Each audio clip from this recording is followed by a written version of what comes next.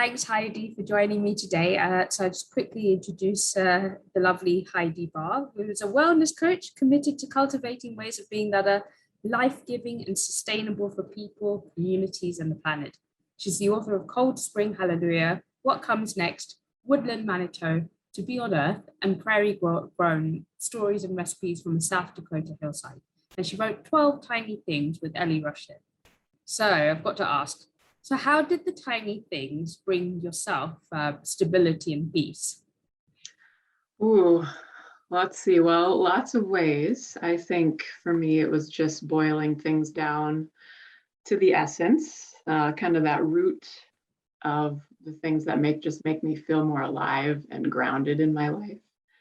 Just really simplifying and being intentional, as you might guess by the title of the book, about just the energy that I was putting out in the day and trying to just make sure I was spending my energy in ways that were going to be effective. Yeah, no, definitely. And I was just kind of wondering, like, how did you sort of come up with the 12 steps in the first place? Yeah, well, so Ellie and I, when we started coming up with the idea for the book, we sat down and we're thinking, okay, we have this idea about 12 tiny things, and we thought, okay, 12, you could take a year and work through these steps, and that's what we did. And we just basically said, okay, what are some areas of life that most people think about, at least sometimes, home, food, spirituality, all the things in the book. Just we tried to boil it down to things that we thought most people could resonate with on some level. So there were a few others that we threw out there, like, oh, maybe money or, a few other things, but we ended up landing on the 12 that we did. Okay, I see. Because I was like, wow, that's actually quite a lot to think about. And I saw, beginning the book with space. And I just wanted to ask, like, in such a sort of fast moving environment, like, or even environments like where there's scarcity, which is obviously everywhere these days. I'm like, how do you notice the space around you? Yeah, it's hard, even with writing a book that starts with creating that space for yourself. I struggle with that still every day because, there's a lot going on and your attention is pulled in so many different directions. But for me, it's really taking time to focus on my breathing, because there's that brings just even a little bit of space into your moment if you bring your attention to that elemental act of breathing. And everybody has to do that, so that's always accessible. So that's one way, just even if it's a very tiny amount of space. That's true. And actually for you, Heidi, like, what happens to you when you don't kind of lean into that space? I feel kind of more anxious and just more frazzled and jittery. It's just easy to feel like I'm being pulled in too many directions. So when I bring it back to breathing, saying, okay, I just need a little moment to ground myself, and then I can move forward and pick a direction that I'm going to go rather than trying to go 3 at once. Definitely. And that is quite interesting because, you're talking about space, and then I think the next chapter it talks about work, and obviously it's a bit blurred now, isn't it? So how do you stop blurring the boundaries, especially when you're like remote working now? Yeah, oh, that's been a struggle for so many people, I think, especially over the last, 15, 16 months with just the climate of living through a pandemic. I work from home, as many people have over the last year. And it can be really hard to say, okay, I'm going to close the computer and do something else, especially when you're interacting with your family now through a screen. That's challenging. But for me, it helps to make a point to go outside. That's one of my main tiny things, is going outside every day and looking up at the sky and just saying, okay, this is where I am right now. I'm not at work. I'm not working on my task list. So that has been one thing that's helped me to kind of reclaim the boundaries between being at the office and being at home. Yeah, and actually, I thought you mentioned something really interesting, which is obviously really tough, especially during the pandemic. I'm sure lots of people have gone through this, which was, like, how do you like pivot in your work life? Because I think a lot of people are going through changes through the pandemic, especially like, becoming redundant and things like that. And so, how did you figure out how to sort of pivot? Yeah, and as you read in the book, I do talk about, I lost my job, I had the job for 10 years before the pandemic hit, but so that was like getting the rug pulled out from underneath you, right? Um, and and I think actually losing in my situation, that experience kind of woke me up to, oh, I have a big safety net. It kind of helped me to see some of my own privilege. So that's one thing that happened in my situation. But then I think I really tried to be intentional about finding my purpose and my meaning outside of my job. Being at a place for 10 years, that had become a very large part of my identity. And I didn't think that at the time. I was like, oh yeah, my work, that's not who I am, but then when it was gone, I said, oh, that was a big part of how I identified myself. Yeah. So just looking for the ways that I could do that outside of a paid job was an important piece. That's so true. And actually, did you find like spirituality? I mean, it's such an interesting topic. And actually, funny enough, my partner says he's not spiritual, but which is really sort of tricky because it's like, how do you practice spirituality if you're not like religious? I think there's like this blur, isn't it? It is, yeah. And I think that, well, my personal opinion on this is that anything that you do with great intention, that is a spiritual act. If what you're putting your attention on, like we use the words of Mary Oliver, attention is the beginning of devotion. What you're giving your attention to, that can be a spiritual thing, however you define spirituality in your own life. And actually, I guess, that this must have come up a lot, isn't it, in the last 15, 16 months, the idea of spirituality. I'm like, how were you able to kind of hold on to it during this period, especially because it has been so tough? Mm-hmm. And I think like what I just said, it goes back to that attention, trying to put my attention on something that's life-giving rather than focusing on, okay, everything that's wrong all the time. Not easy to do since we're bombarded by the bad news from all sides, it seems like all of the time. So for me, focusing on, okay, this is a beautiful flower, that helped me to navigate the time. Or, look how the light is shining on my hand through the window right now. Boiling it down to those tiny, simple noticings, that can be enough to kind of buoy the spirit for me on a tough day. It doesn't change what's wrong, but it helps me to shift my perspective a little bit. That's very true, actually. And I think during this time, a lot of people sort of went towards food as well, which is really interesting. Like, obviously, not people aren't eating outside, and they're thinking more about like cooking their own food. And I really like the idea of sort of organic food, but it can be kind of prohibitively expensive for people on kind of low salaries and sort of lack of garden space. Especially around here in the UK where there's not many gardens. And so what do you think is sort of the best solution to this? And I think that is one of the ongoing challenges, absolutely, is the cost of really good quality food, especially in cities, like you said, that, you don't have a garden plot to go out there. Some people don't even have, a balcony to set a plant on, in a pot. Exactly. So yeah, it's hard. And I think that, looking at your resources, figuring, okay, what do I have to work with here? And, tapping into community, I think that can be an important thing. When you can, advocating in your community for, healthier food to be brought in, kind of speaking up when you can. But then too, with the food that you have access to, just being intentional about how are you preparing it? A lot of the times things that are really cheap are dry beans.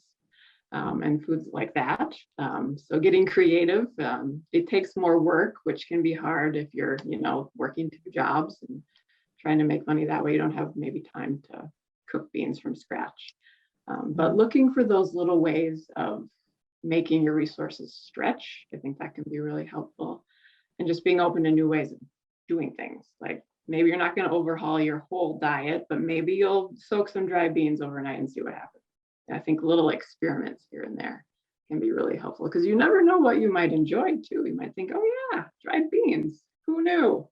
And then that has kind of started the spiral in a direction that might take you a little closer to where you want You know, definitely. After reading what you were saying about bread, it just made me want to think, okay, I need to start making my own bread and seeing if it's possible because Sure. I've never done it. And Mm-hmm. it seems like a really nice idea to have freshly baked bread as well at home. And yeah, it's such a cathartic process, isn't it?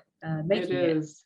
Yeah, Mm. I do love the baking of the bread. And it's not for everybody. I remember when Ellie and I were talking about, well, okay, what's our tiny thing for food going to be? And I was like, oh, how about baking bread once a week? And she was like, absolutely not. That is that's a huge undertaking, and that is not a tiny thing for me. So it's just an illustration that it's so different for everybody. For one person, that's tiny. For somebody else, it's huge. So it's really a matter of figuring out what is going to work for your situation. Yeah, and so how would you figure that out exactly?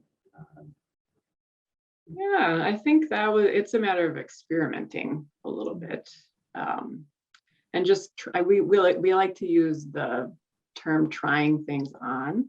So maybe like in the back, we have an appendix of a bunch of, tiny things that maybe would work for somebody. So we suggest, pick one, do it for a week, see if it sticks. And if it doesn't, you can set it down and try something else. Yeah, definitely. There were some good tips in there. I was making a note of all of it. And it was really interesting, especially the foods topic, because I work with an eating disorder charity, and it's like, how do you make peace with food if you've struggled with an eating disorder? Yeah, well, that's a big question, absolutely, and one best, navigated with the help of a qualified therapist. But that it's hard. Food is a hard thing. It brings up so much stuff for people, whether it's an eating disorder or maybe it's family dysfunction or food insecurity, all the things. I think being gentle with yourself, it's not always going to be easy. It'll be hard for a long time, probably. But I think too, and I'm not an eating disorder therapist by any stretch of the imagination, but starting small, and just giving yourself that grace to try things and fail and reaching out for support too when you need it. Definitely. And I really liked the fact that you were talking about style and that you can still have style. It doesn't matter what kind, isn't it? And so what do you think your style is like, and why do you think it's important to you to be the way you are? Yeah, and style was one of those chapters that I struggled with. I was like, I'm not really into fashion. I don't really have a style. But as we worked through it, Ellie and I, we came to the conclusion that, everybody has a style, even if it's not following the latest trends. And I think for me, my style is just very like what's comfortable. Like if I'm not comfortable, no way. It's just not worth it for me. And for some people, if they look good and they're uncomfortable, that's great. That's going to help them face their day. And that's fine. For me, that's not the case. So I think just kind of flowing clothes, things I feel comfortable in, that I can move around in, because I like to kind of get up and down a lot throughout the day. Those things kind of define my own personal style. But I think it's important to find that too, just so you can kind of present yourself to your day thinking, okay, day, let's do this. I'm ready. Yeah, totally. I'm like you. I prefer to just be very comfortable, and so I totally understand that. And I know that you work a lot, isn't it, in the garden, and so obviously that's really key, isn't it? You can't really wear very tight clothing or anything. So right. Yeah. I like to just be able to go and do what I want to do without having to change my clothes. three times. Yeah. And actually, I wanted to ask, because I really want to be more sustainable. And, and especially the problem, obviously, with fashion these days is that there's just so much fast fashion. So I was just wondering, how can you still have style, like the style that you want, without like obviously buying into this fast fashion kind of idea? Yeah. Yeah. And that's another one of those hard ones, because it's so cheap to get, whatever you want. I do a lot of thrift shopping, looking for secondhand things since they're already in the world. So I try to reuse when possible. And you can look up, sustainable fashion. Slow fashion is a thing now. Oh, yes. So looking, and it can be more expensive, of course, when you get sustainably sourced things and things that aren't made in sweatshops and all that stuff. And one thing that I've done is just kind of think about, okay, what are the things that are really important to me that I'm going to wear a lot, and maybe get those from a very sustainably sourced source, and then kind of fill in the gaps with thrifted things or things I've mended or whatever. So, and just being okay with having less too. I think that's a big thing, getting rid of the stuff that doesn't fit anymore. And just being okay with having a rotation of maybe 3 pairs of pants, and that's what you have, and that's fine, because nobody really cares if you wear the same pants two days in a row. No, you're right. You're right. Yeah. It's weird though, isn't it? I think somehow we just get ingrained with these ideas that need so much stuff, and it's really tricky, isn't it? And I think through the last year, it's been quite interesting, isn't it? People have been much more in touch with nature and, the simple things in life, I would say, given that you can't do anything. And and it was really tricky because, like, speaking to people, a lot of people were going through just various mental health issues, especially during lockdown. And I was just like, how do you enjoy going outside into nature when you're like dealing with things like depression and it's like really difficult to leave the house? Yeah. I have struggled with that myself, just those low feelings and all that stuff. And sometimes it's hard to make myself step out the door. But even getting some fresh air, just breathing it in through an open window, or stepping outside for 30 seconds, like making it okay to only do it for that long, I think sometimes is key with getting you out there. I think sometimes people get stuck in the idea of, okay, I need my nature time. I got to go to a park. I need to hike for 3 hours and make it this big thing. But it doesn't have to be a big thing. You can step outside in your front yard or on your balcony or on the front stoop, or whatever is allowed, depending on lockdown status and all that. But even opening a window, I think that can make a difference. That's interesting, actually. And I was just wondering, so how did you manage to sort of ground yourself during the pandemic? And I'm fortunate that I live out of town in a rural area, so we have a little bit of land, and that was always accessible. So I was very fortunate to have access to that all the time. It did get hard not being able to go, further out to explore like I enjoy, but I think it also afforded the opportunity to just really get to know a specific piece of the earth, of my very immediate surroundings, and get to know that on a more intimate level, which has its own value. It's not as exciting as going somewhere new, but it helps you to see things in a different way too. Yeah, no, definitely. And I think that's really important, isn't it? We're surrounded by technology and things like that. And actually, how are you able to kind of use technology in a sort of an intentional way in the past few years then? Yeah. It's been almost 2 years, I think. Yeah, we're dragging on, that's for sure. I try to see it as a tool rather than something that I'm using for entertainment or whatever it is, which has gotten harder too, as your methods of entertainment have also become more screen-based.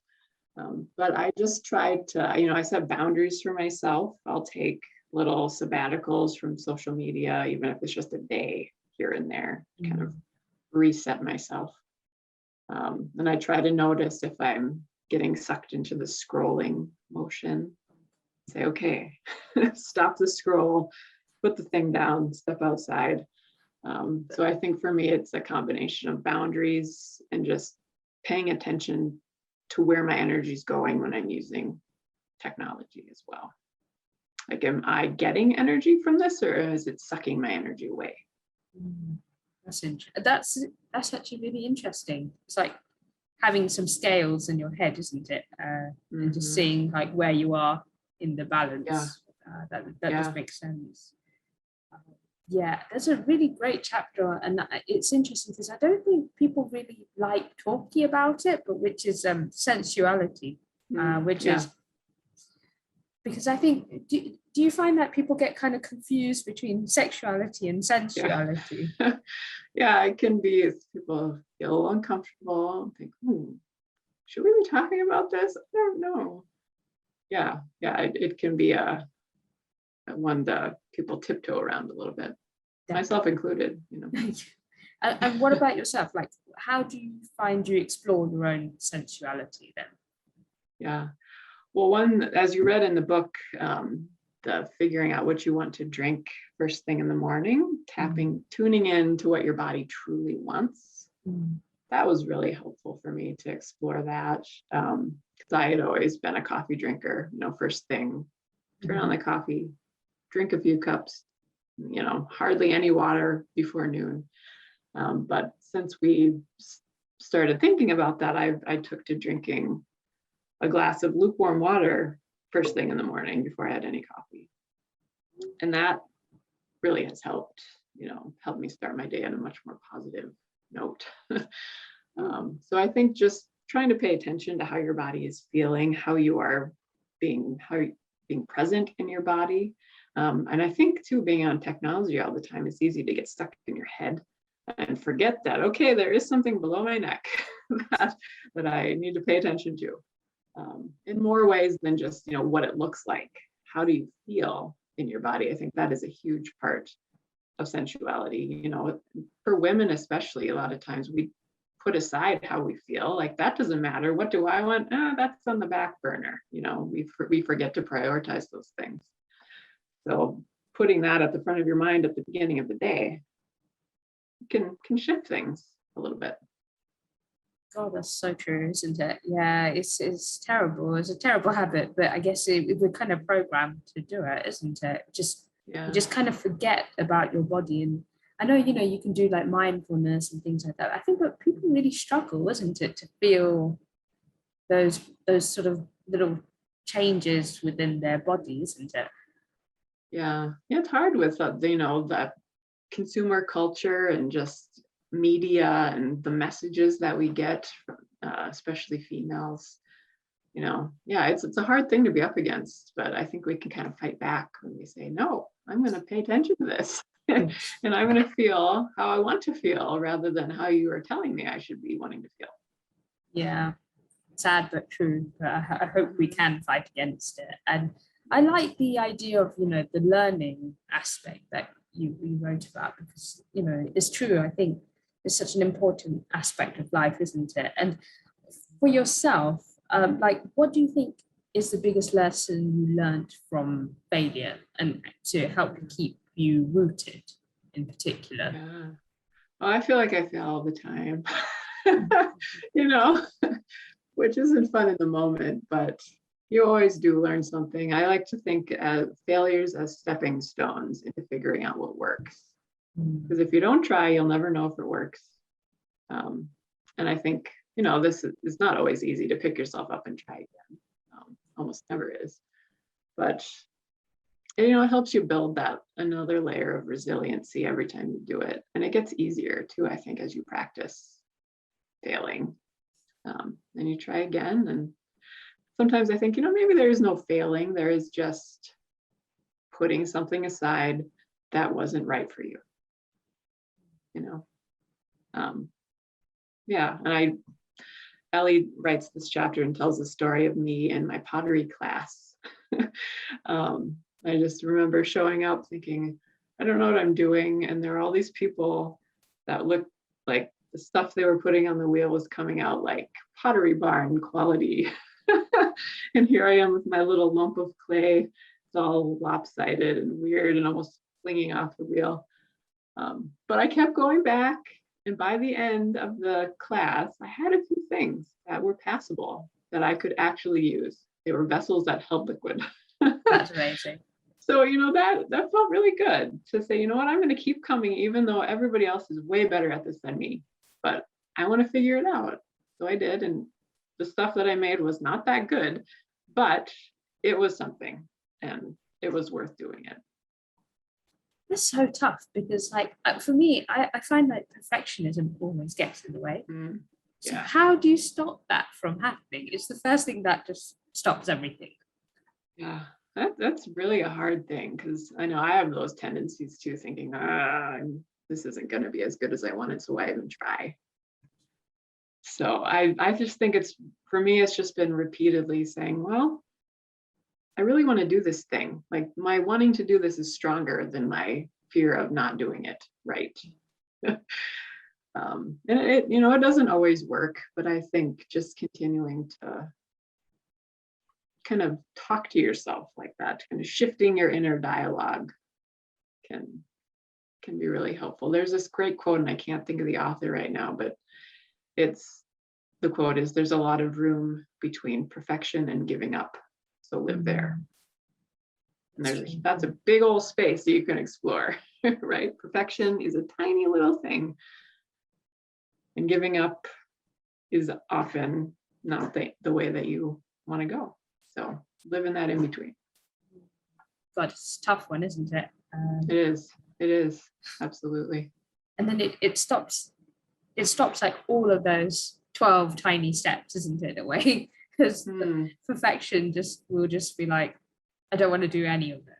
Right. And I think that's where the tiny comes in, because sometimes we'll say, these things are too small to fail. Taking 3 deep breaths, you can do that. You can absolutely do that right now. Drinking a glass of water in the morning, you're not going to fail at that. These are things that are so tiny that you can absolutely do them. And when you can figure out tiny steps to take like that, over time, that also builds your self-confidence, and you become, you're battling that perfectionism by teaching yourself that you can do things. And I've got to ask, I'm like, how did you and Ellie come about writing the book in the first place then? Yeah. Well, we've known each other for years. She went to college with my husband, actually. Oh. So we've known each other for 20 years. And maybe 10-ish years ago, we started writing kind of a collective blog when blogging was a big thing. It was us and 5 other women who just, every once in a while, we'd contribute a blog post to this collective blog about simplicity, simple living, things like that. And then that blog eventually came to its natural end as people just kind of moved on to other things. And Ellie and I both identified strongly as writers. So we kept talking about the ideas, and eventually it came into being full-time thing. Nice. Yeah. It's such an important topic, I think, just because we can just rush through life, isn't it, without really thinking about what we're doing and what the aim is or anything, isn't it? Right. Yeah. And I think this, in a way, the pandemic's been helpful for some, reasons, in terms of like just sitting back, taking a breath, and just being like, okay, I need to evaluate. Right. Yeah, I think so many people have, not everybody, of course, some people have been dealt much harder hands to navigate, but for many folks, it's been a kind of required space built into their life where they have more time to think about things. Yeah. Definitely. And so any final words for yourself in terms of how we should move on into intentional living? Well, I think, just like I said before, give yourself some grace. Be okay with trying things on and setting them down if they don't work. And just kind of go into it with a curious mind, thinking, what else is possible. Love that. That's lovely. Thank you so much, Heidi. I really appreciate it. Yeah, you're welcome. It's been great to chat.